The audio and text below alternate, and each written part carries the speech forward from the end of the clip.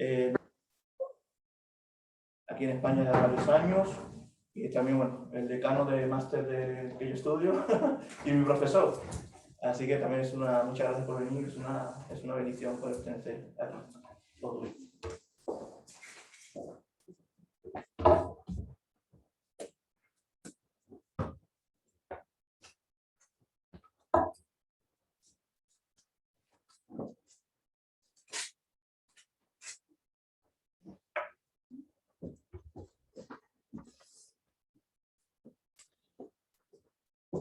¿Es tu amor tan escandaloso como el de Dios?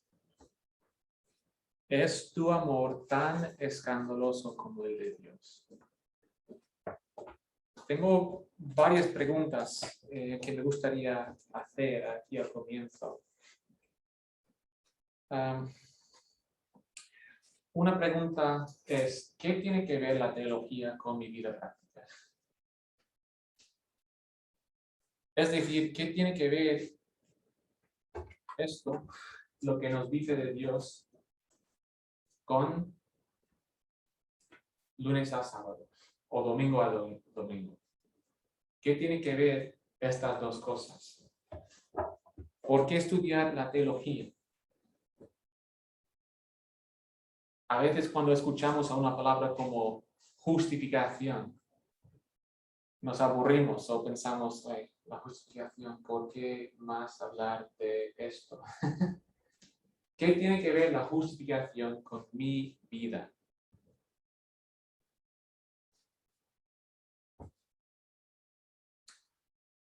Más preguntas. ¿Cómo debería de ver a mí mismo, a mis amigos y a mis enemigos? El Señor me ha dado dones, capacidades, privilegios. Cada uno lo puede decir. La pregunta es, ¿por qué? ¿Por qué nos ha dado estos dones, estos privilegios, estas capacidades? Tengo amigos. ¿Por qué tengo amigos? Tengo enemigos. ¿Por qué tengo enemigos? ¿Qué hago con mis enemigos? ¿Es tu amor tan escandaloso como el de Dios?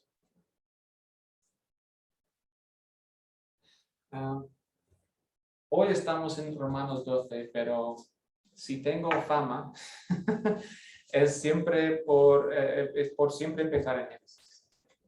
Entonces, a veces cuando predico de este Apocalipsis, empezamos en Génesis y pasamos por toda la Biblia y en los últimos 5 minutos llegamos a Apocalipsis.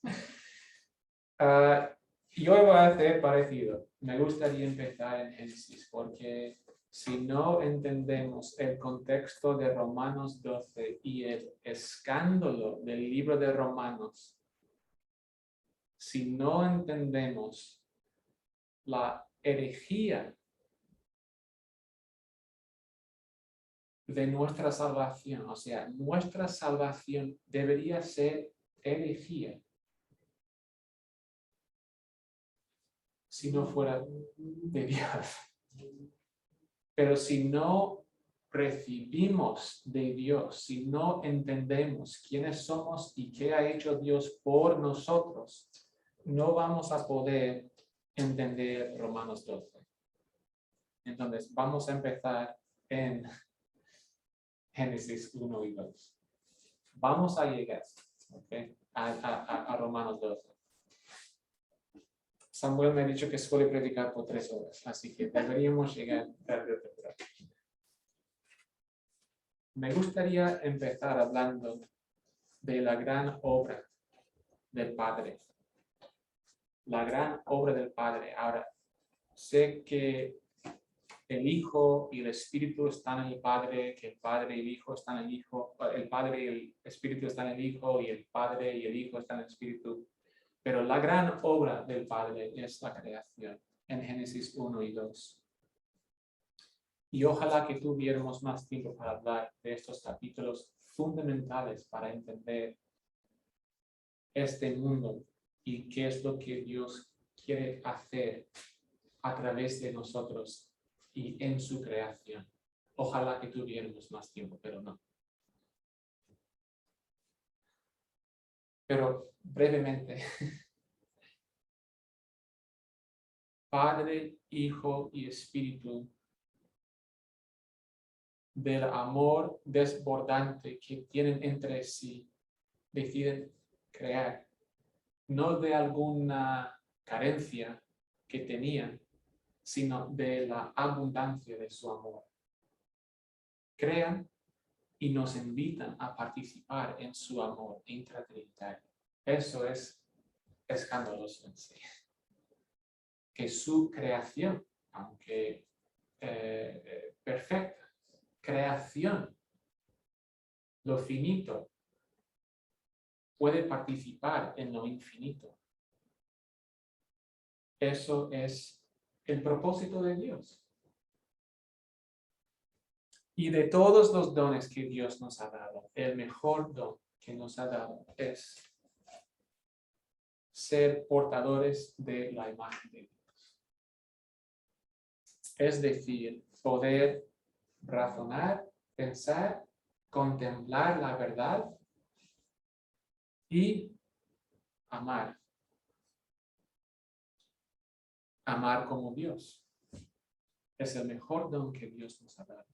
Eso es lo que significa ser creado a la imagen de Dios. Hay más, pero por el bien de este mensaje. Tú y yo podemos reflejar la verdad de Dios, la orden de Dios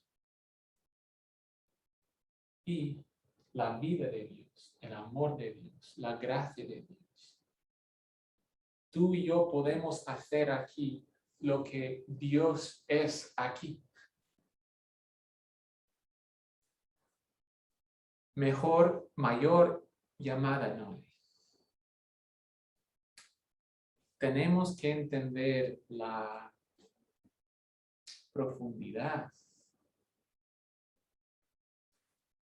la gracia, la pura gracia de la creación para poder entender bien el dolor, el desastre, la tragedia de Génesis 3 y la caída. ¿Estáis casados, verdad? ¿O no? Sí, ok.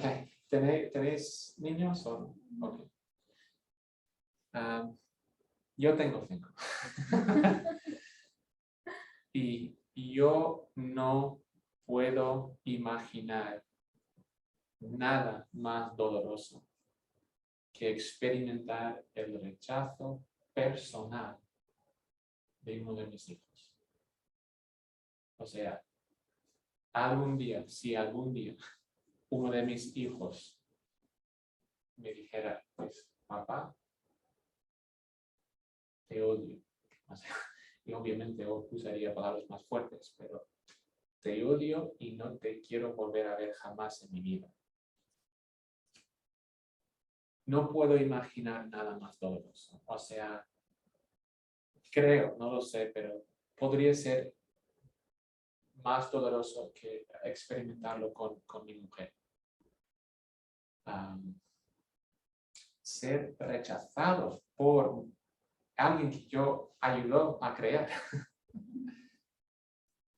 por quien yo he dado físicamente de mi propio bien, por su bien, mi tiempo, mi energía, todo por él, por ella.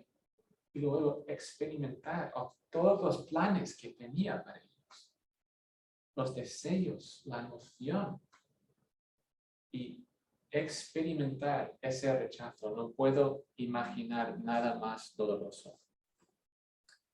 Esto es Génesis 3.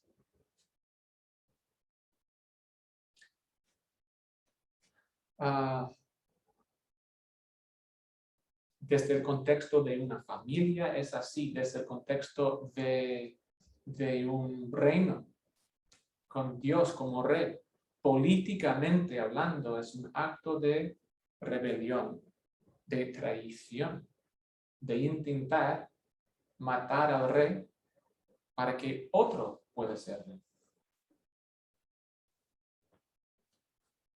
Las consecuencias de Génesis 3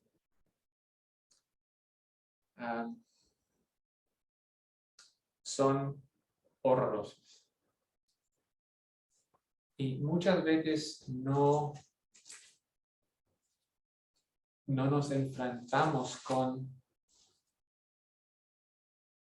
la muerte, la verdadera muerte que el pecado ha producido en nuestras vidas. Muchas veces hablamos del pecado como, sí, hay pecado en el mundo, o sí, yo soy pecador. Pero solo para que nos sintamos un poco más de la profundidad de nuestro pecado, me gustaría leer el fin de Romanos 3. Bueno, el fin, el medio de Romanos 3. Pero no lo voy a leer. Lo voy a interpretar. ¿Ok? Es Adrián, Aarón y Laura. Romanos 3, empezando en el versículo 9. ¿Qué pues? ¿Somos nosotros mejores que ellos? ¿Los judíos somos mejores que los gentiles? En ninguna manera, pues ya hemos acusado a judíos y a gentiles que todos están bajo pecado. Como está escrito, no hay justo ni aun uno. Samuel, tú no entiendes. Sandra, tú no buscas a Dios. Aarón, tú te has desviado. Tú te hiciste inútil. Laura, tú no haces lo bueno.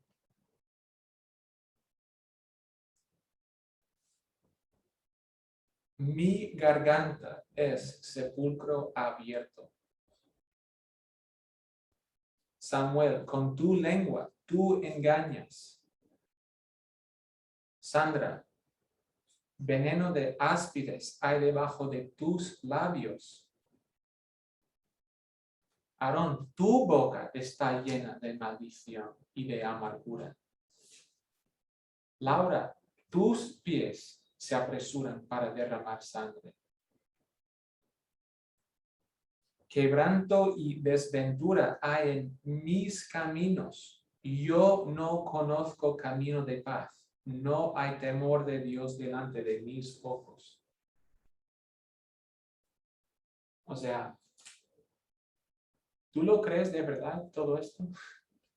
¿Tú crees que no puedes decir nada bien, no puedes pensar nada bien, tú no puedes hacer nada bien en los ojos de Dios? ¿Tú lo crees de verdad? O sea, no estamos hablando de pecado. Esto es una ofensa, ser acusado de esto. Esto es ofensivo decir esto a alguien. Esto es precisamente lo que la Biblia dice de nosotros gracias a Génesis 3 y lo que nuestros padres hicieron y lo que tú y yo hacemos todos los días de nuestras vidas.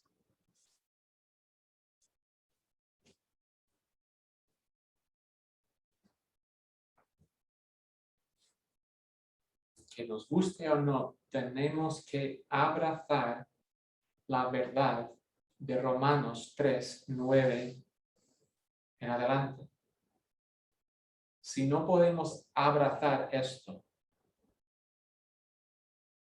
no podremos abrazar lo que Dios nos está ofreciendo en su Hijo.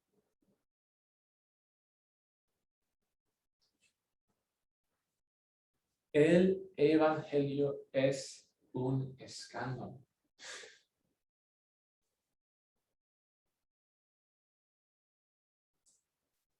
Esta es la gran obra del Hijo, la redención. Si volvemos a Génesis 3, vemos que hay otra solución.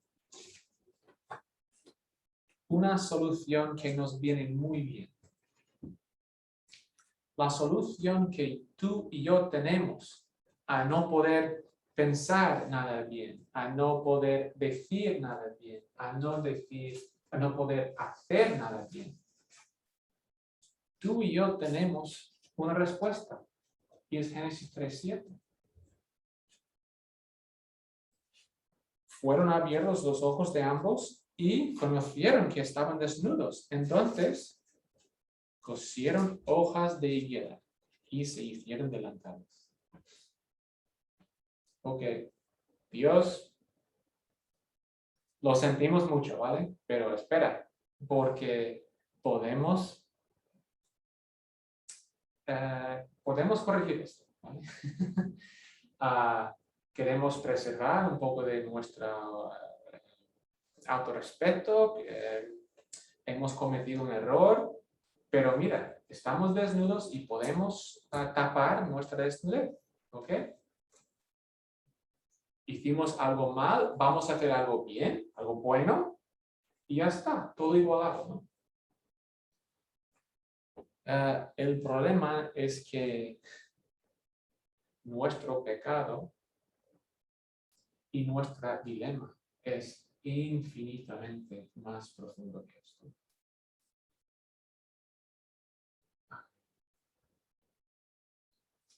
Hay una separación completa entre Dios y nosotros. Y no hay nada que podemos hacer para hacer puente entre Dios y nosotros. Somos esclavos del pecado, esclavos de la muerte. Pero aquí en Génesis 3 vemos el plan de Dios ya empezando, por ejemplo, en versículo 21. Y Jehová Dios hizo al hombre y a su mujer túnicas de pieles y los vistió él. ¿Ves? Nuestra redención no viene de nosotros, viene de Dios. Y no es una redención de hojas de higuera, es una redención de muerte, de sangre, de algo o alguien inocente.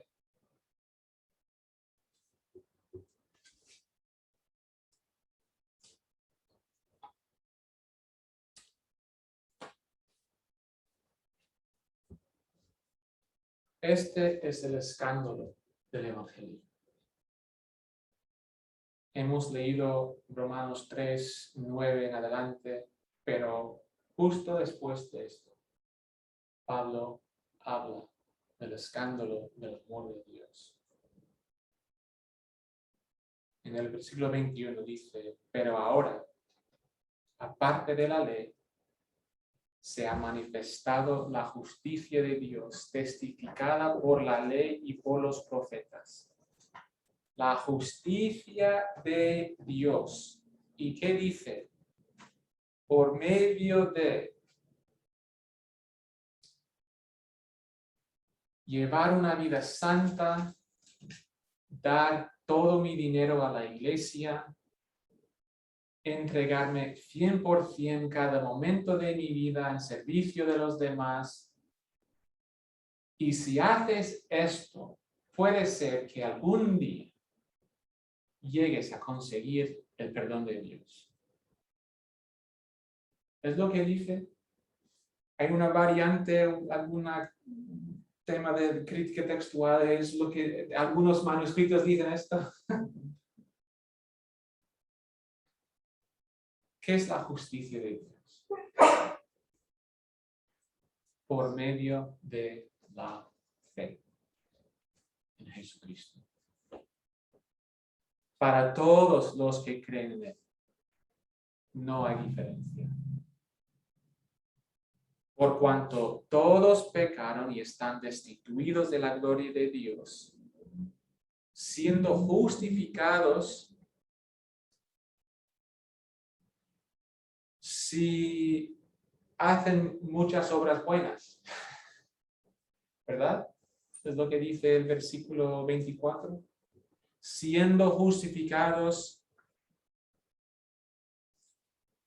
si son de la nobleza, si tienen un máster en la Reforma Protestante Española, siendo justificados escandalosamente, gratuitamente, por su gracia, mediante la redención que es en Cristo Jesús.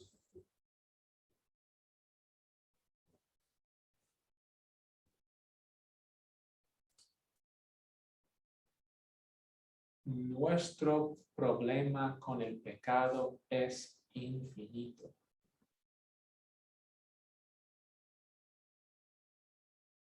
La respuesta de Dios es más infinito.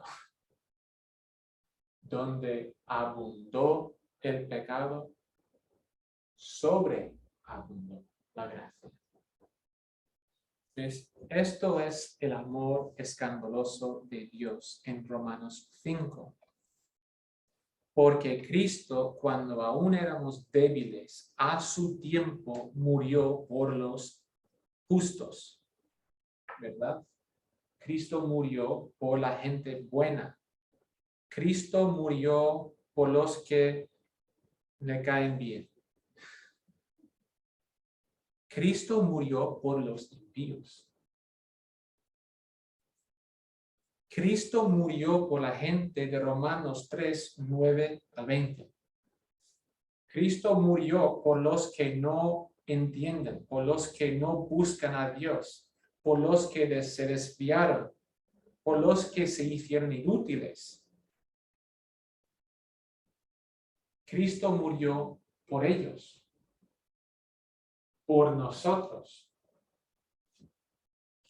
Apenas morirá alguno por un justo. Con todo pudiera ser que algunos osaran morir por el bueno, mas Dios muestra y ves su amor. Dios muestra su amor. Esto es el amor de Dios. Dios muestra su amor para con nosotros en que, siendo aún pecadores, Cristo murió por nosotros.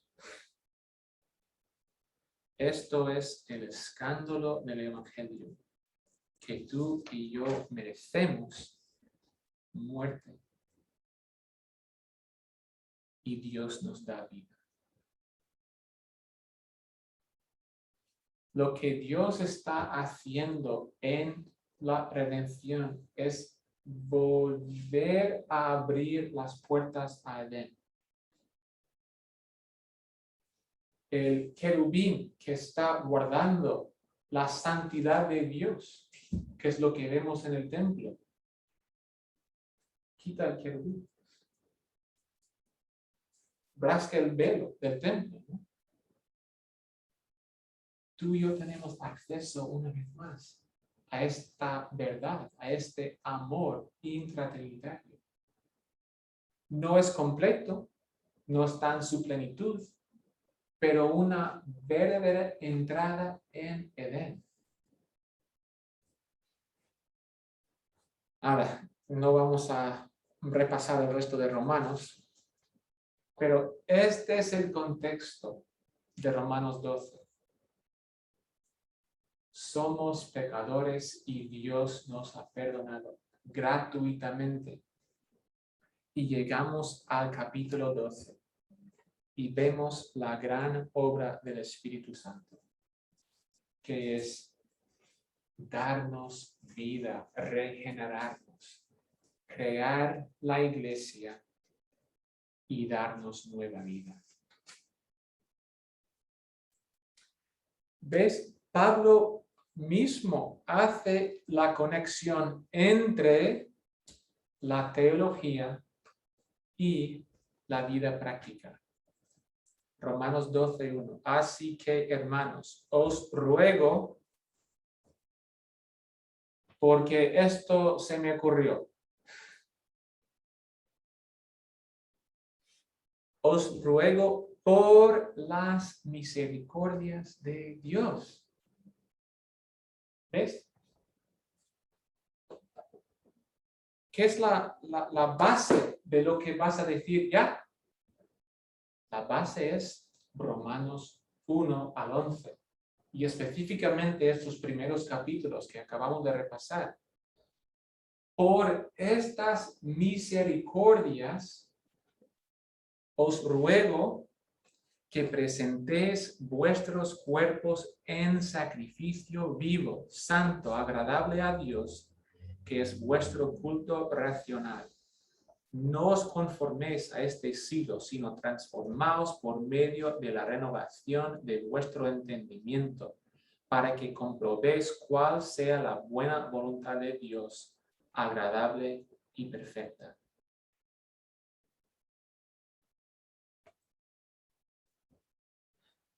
¿Es tu amor tan escandaloso como el de Dios? Esto es lo que Pablo está diciendo aquí. Por las misericordias de Dios, presentad vuestros cuerpos como sacrificios vivos. Id conmigo a Mateo capítulo 18. Mateo 18. Mateo 18.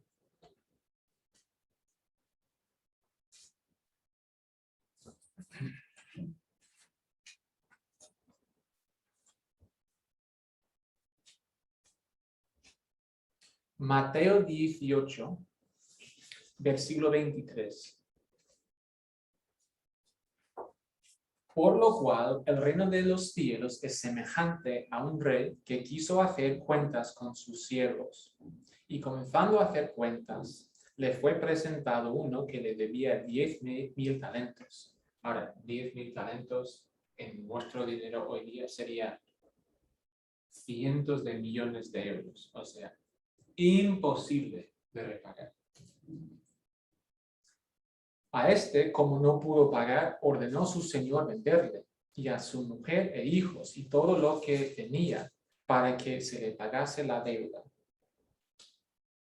Entonces aquel siervo postrado le suplicaba, diciendo: Señor, ten paciencia conmigo, y yo te lo pagaré todo. ¿Ves? Esto es Génesis 1 y 2, esto es Génesis 3, y esto es el grito de fe de Romanos 3. No puedo solucionar este problema, no lo puedo hacer nada. Ten misericordia de mí. Y el Señor de aquel siervo, movido a la misericordia, le soltó y le perdonó la deuda. Y ya está, ¿verdad? Esa es la parábola. No hay ninguna conexión entre lo que el rey hizo por el siervo y lo que el siervo debería hacer hacia sus otros consiervos. No hay ninguna conexión en absoluto, ¿verdad? No. Habiendo recibido misericordia del gran rey, el siervo debería haber enseñado la misma misericordia a sus consiervos. Versículo 28. Pero saliendo aquel siervo, halló a uno de sus consiervos que le debía 100 denarios. Esto no es poco dinero, esto es algo importante, 100 denarios. Y haciendo de él, le ahogaba diciendo: págame lo que me debes. Entonces su consiervo, postrándose a sus pies, le rogaba diciendo: ten paciencia conmigo y yo te lo pagaré todo. Esto es justo lo que el siervo dijo al rey. Mas él no quiso, sino fue y le echó en la cárcel hasta que pagase la deuda. Y viendo sus consiervos lo que pasaba, se entristecieron mucho y fueron y refirieron a su señor todo lo que había pasado. Pero el señor dijo: pues eso es cosa tuya. Eso no tiene nada que ver conmigo. Yo hago lo que yo hago y el siervo hace lo que él hace y ya está. No hay ninguna conexión. Es lo que dice la Biblia.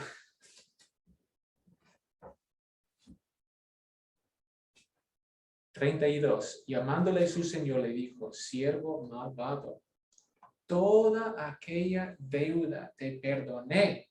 ¿Por qué me rogaste? ¿Ves? ¿No debías tú también tener misericordia de tu consiervo como yo tuve misericordia de ti? ¿Ves? ¿Por qué estudiar la teología? ¿Qué tiene que ver la teología con mi vida? Me aburro con la teología. Es algo abstracto, ¿verdad? No hay nada más práctico que la teología. Me gustaría compartir una cita. Nadie aquí ha escuchado de Constantino de la Fuente, pero era reformador protestante aquí en España. Y eso es lo que dijo en uno de sus libros.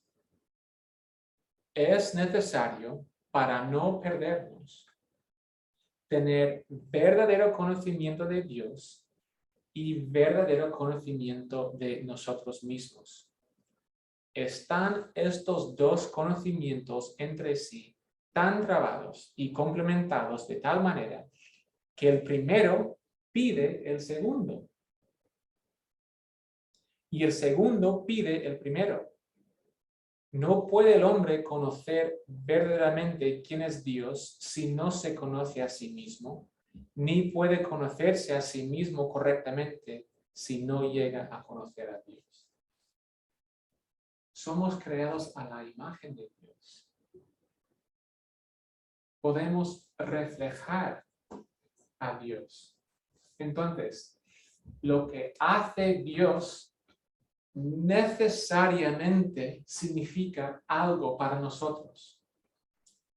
Y en el contexto de Romanos, la aplicación principal que Pablo va a sacar a base de Romanos 1 al 11, en los capítulos 12 al 15, la palabra clave que resume Romanos 12 al 15 es la palabra más importante en nuestra cultura, en Occidente. Amor. Para los cristianos, la base del amor es la justificación. Es el escándalo de la redención que tenemos en Cristo. Nuestro amor está arraigado en Dios y su obra de redención. Es imposible tener redención en Cristo sin amar también, igual que Dios nos ha amado.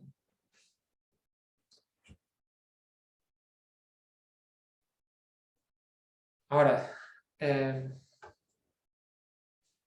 estando aquí en Romanos 12, y no voy a tomar mucho tiempo, pero es difícil dar un bosquejo del pensamiento de Pablo aquí, pero parece que hay ¿qué es la palabra? Progresión en su pensamiento. Empezando hablando en los versículos 3 al 8, habla de uno mismo. En los versículos 9 al 13 habla de nuestros amigos, es decir, nuestra vida en la iglesia.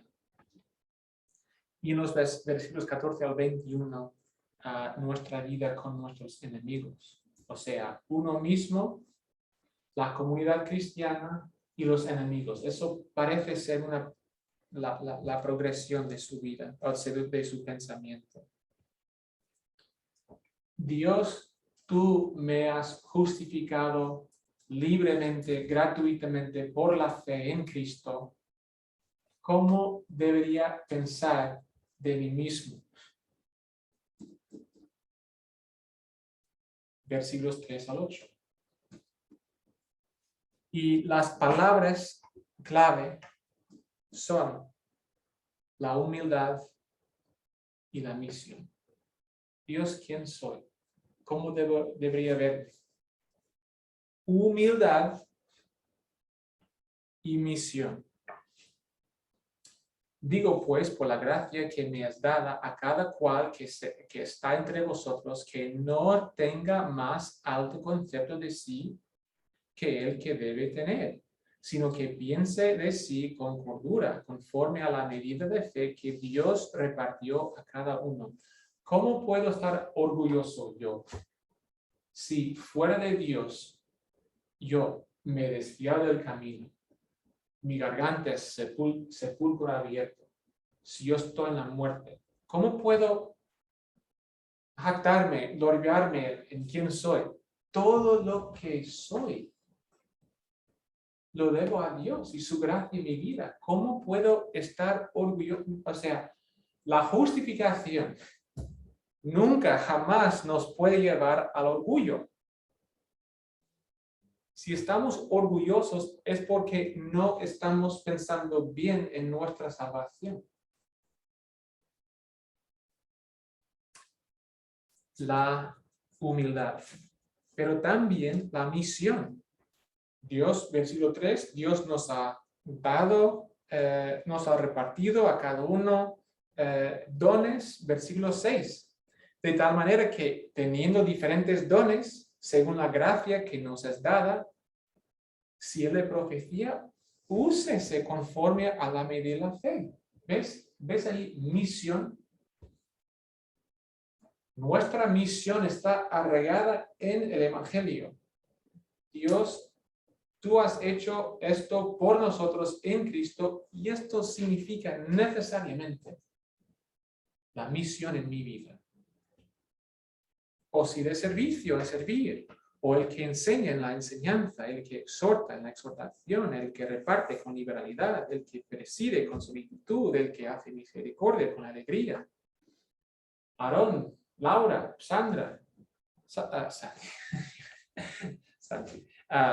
Samuel, yo.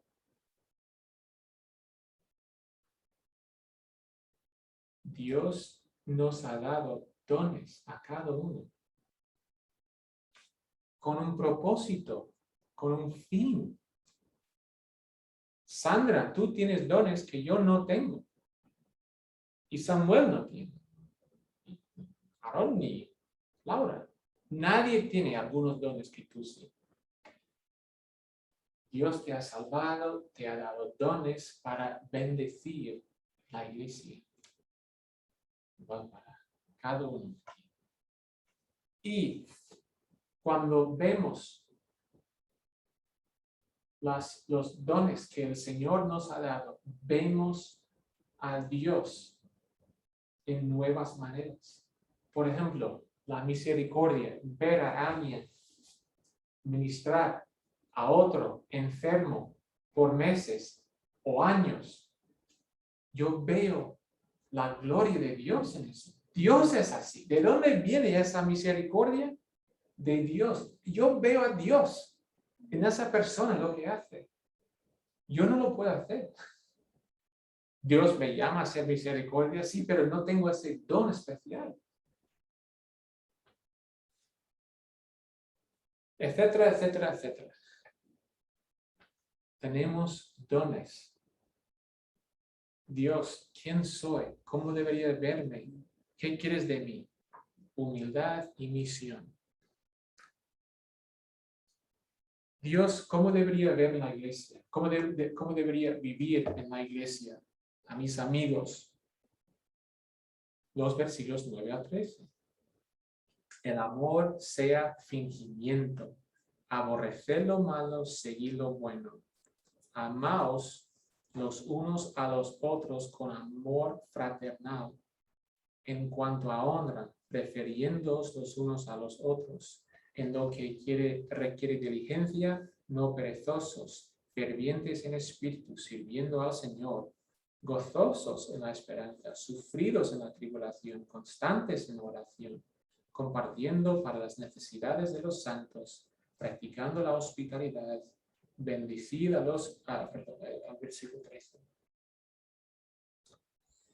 La idea principal que Pablo nos da, tanto aquí como en Romanos 14, como en 1 Corintios 12 y 13 y 10, como en otros textos, es preferir al otro, buscar el bien del otro. Esto es el amor. Dios te ha puesto en una iglesia. ¿Qué deberías hacer en esta iglesia? Versículos 9 al 13. Servir a los demás, amar a los demás. Versículo 15. Gozaos con los que se gozan, llorad con los que lloran. Pero también el Señor ha puesto en nuestras vidas enemigos. Es decir, no todo el mundo pertenece a la iglesia. No todo el mundo es cristiano. Dios, ¿qué hago con ellos? ¿Qué hizo el Señor por ti? ¿Cristo murió por ti cuando eras ya una buena persona? ¿O se entregó por ti cuando tú eras un impío, un rebelde, un enemigo? Si Dios me ha amado a mí siendo su enemigo, yo tengo que amar a mis amigos. No quiero decir tengo que amar, porque eso lo da mal aspecto. No es una obligación, sino participar en el amor de Dios. Es su amor amar a sus enemigos. Tenemos el privilegio, el honor, el gozo de participar en el mismo amor de Dios, en amar a nuestros enemigos. Versículo 14. Bendecid a los que os persiguen, bendecid y no maldigáis. Versículo 17. No paguéis a nadie mal por mal. Procurad lo bueno delante de todos los hombres. Si es posible, en cuanto dependa de vosotros, estad en paz con todos los hombres. No os venguéis vosotros mismos, amados míos, sino dejad lugar a la ira de Dios. Porque escrito está, mía es la venganza, yo pagaré, dice el Señor. Así que si tu enemigo tuviere hambre, dale de comer. Si tuviere sed, dale de beber. Pues haciendo esto, ascuas de fuego amontonarás sobre su cabeza. No seas vencido de lo malo, sino vence con el bien del mal.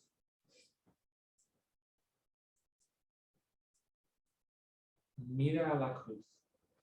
Cuando tienes enemigos, mira a la cruz. Tanto por tu ejemplo como por tu esperanza. Nuestro ejemplo, Cristo, esto es tu amor. Tú me has llamado a tomar mi cruz y a seguirte. Jesús, ayúdame a ponerme también en la cruz por el bien de estos enemigos, pero también por nuestra esperanza. Cuando vemos la cruz, ¿quién está perdiendo aquí? ¿Está perdiendo Dios en la cruz? ¿Está siendo vencido Dios en la cruz? Esto es victoria. Cristo ha vencido con el bien el mal. Esto es esperanza.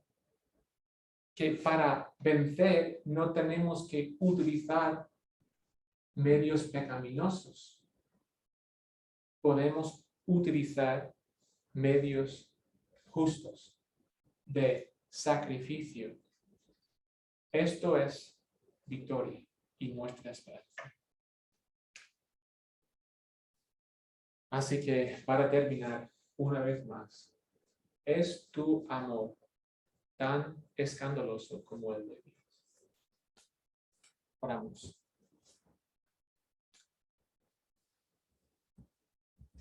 Señor, es tu palabra. Obra en nuestras vidas, háblanos una vez más del Evangelio y llámanos una vez más a tu lado, al pie de la cruz, para encontrar en ti todo lo que necesitamos. Señor, cámbianos por tu palabra y haznos más como tú. Señor, nos das tanta esperanza en la oración, porque no venimos en nuestro nombre, sino en el nombre de tu Hijo y en el Espíritu Santo oramos. Amén.